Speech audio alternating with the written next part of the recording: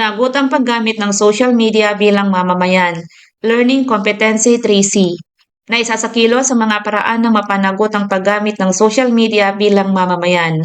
Basahin ang mga sumusunod na sitwasyon sa kasagutin ang mga tanong. Sitwasyon A. Si Tina ay nakatanggap ng mensahe sa Facebook na nagsasabing galing ito sa isang kilalang online shopping app. Hinihingi sa kanya ang kanyang username at password upang masecure daw ang account. Tanong, dapat ba siyang maniwala at ibigay nga ang hinihinging username at password ng kanyang Facebook? Sitwasyon B, may nag-post sa class group chat ang edited na larawan ng isang kaklase na may mapanirang caption. Maraming kaklase ang tumawa at nag-react, ngunit may ilan na nakaramdam ng takot at hiya. Tanong, tama bang pagtawanan ito? Kung isa ka sa mga kamag-aral na nakakita, ano ang iyong gagawin? Sitwasyon C.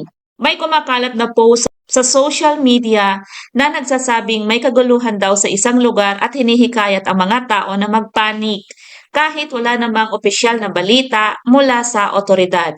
Tanong, agad-agad ka bang maniniwala at i-share ito sa iyong social media account para mabigyang babala ang mga tao?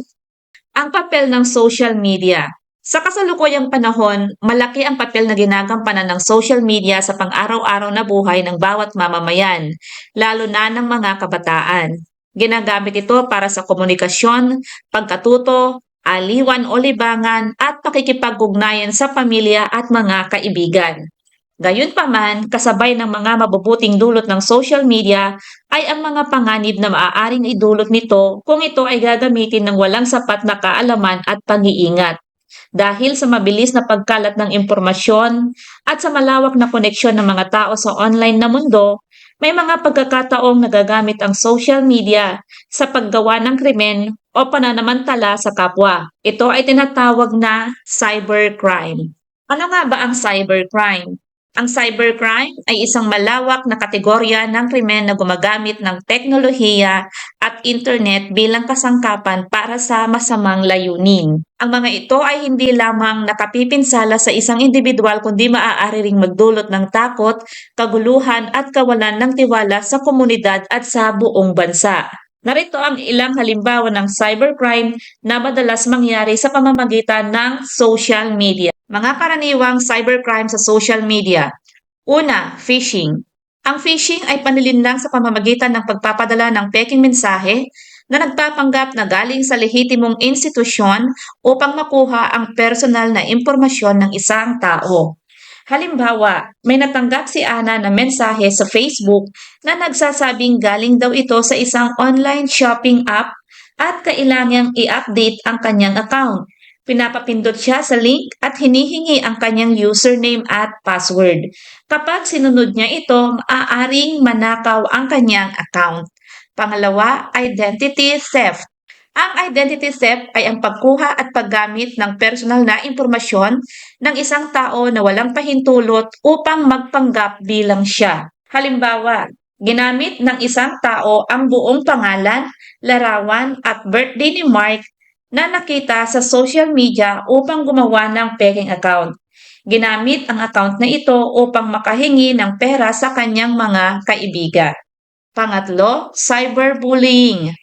Ang cyberbullying ay pang-aapi o pananakit sa isang tao gamit ang social media sa pamamagitan ng pang-insulto, panlalait o paninira ng reputasyon. Halimbawa, sa class group chat, may nag-post ng edited na larawan ni Jay na may mapanirang caption. Maraming kaklase ang tumawa at nagkomento ng masasakit na salita. Dahilan upang malungkot at matakot si Jay na pumasok sa paaralan. Pang-apat, online scams.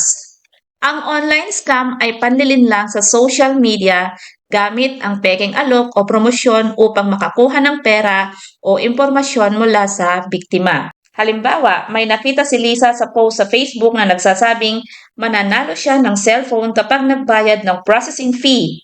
Matapos siyang magpadala ng pera, hindi na muling nag-reply ang nag-post. Panglima, hacking. Ang hacking ay ang pagpasok sa account ng ibang tao nang walang pahintulot upang kontrolin o gamitin ito sa masamang paraan. Halimbawa, Nahulaan ng isang tao ang password ng Instagram account ni Paul. Ginamit ang account upang mag-post ng hindi kanais-nais na mensahe at makahingi ng pera sa kanyang mga kaibigan. Pang-anim, pagpapalaganap ng maling impormasyon o fake news. Ito ay ang pagpapakalat ng hindi totoo o hindi beripikadong balita sa social media. Halimbawa, may nag-post na walang pasok bukas dahil sa bagyo. Kahit walang anunsyo mula sa paaralan, maraming mag-aaral ang naniwala at hindi pumasok na nagdulot ng kalituhan sa paaralan at sa mga magulang. Pang-ito, illegal online content. Ito ay pagpo-post o pagbabahagi ng mga material na labag sa batas at nakasasama sa kapwa. Halimbawa ng mga ito ay ang pag-aabuso sa mga bata, mapanghamak na salita, cyberbullying, at pornografiya na walang tamang label o age restriction. Halimbawa, may nagbahagi ng malaswang video sa isang group chat. Ang ganitong content ay maaaring mapasama sa isipan ng mga kabataan at labag ito sa batas. Pangwalo, stalking. Ang stalking ay labis at paulit-ulit na pagmamanman o pagsusubaybay sa isang tao online na nagdudulot ng takot at panganib. Halimbawa, may isang account na palaging nagme-message kay Mia, nagtatanong kung nasaan siya at sinusubaybayan ang kanyang mga post. Dahil dito, nakaramdam siya ng takot at kawalan ng seguridad.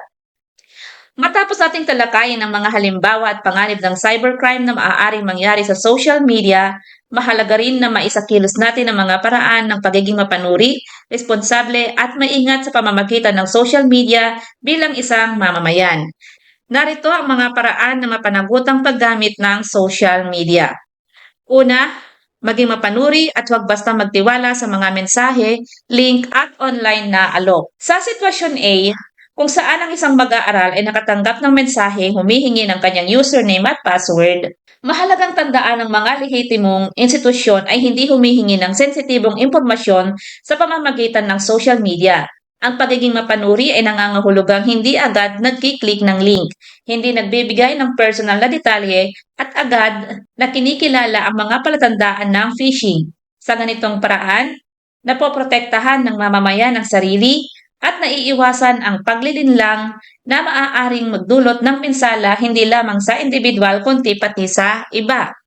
Pangalawa, ipakita ang paggalang at huwag makilahok sa panlalait, pang-aapi at paninira. Makikita sa sitwasyon B na ang pakikilahok sa cyberbullying, kahit simpleng pag-react o pagtawa ay nakadaragdag sa pananakit sa biktima. Ang mapanagutang mamamayan ay marunong pumili ng tamang kilos, hindi nakikisali sa panlalait, nagbibigay ng suporta sa inaapi at iniuulat ang maling gawain sa guro o sa tamang otoridad. Sa ganitong paraan, nagiging daan ng social media upang mapanatili ang respeto, pagkakaunawaan at mabuting samahan sa loob ng klase at komunidad. Pangatlo, suriin at beripikahin muna ang impormasyon bago ito ibahagi sa iba. Sa sitwasyon C, ang mabilis na pagbabahagi ng maling balita ay nagdudulot ng takot at kalituhan. Ang isang responsableng mamamayan ay hindi agad naniniwala at nagbabahagi ng impormasyon mula sa hindi malinaw na pinanggalingan. Sa halip, hinahanap muna ang opisyal na pahayag mula sa paaralan, barangay o mga mapagkakatiwalaang ahensya ng pamahalaan.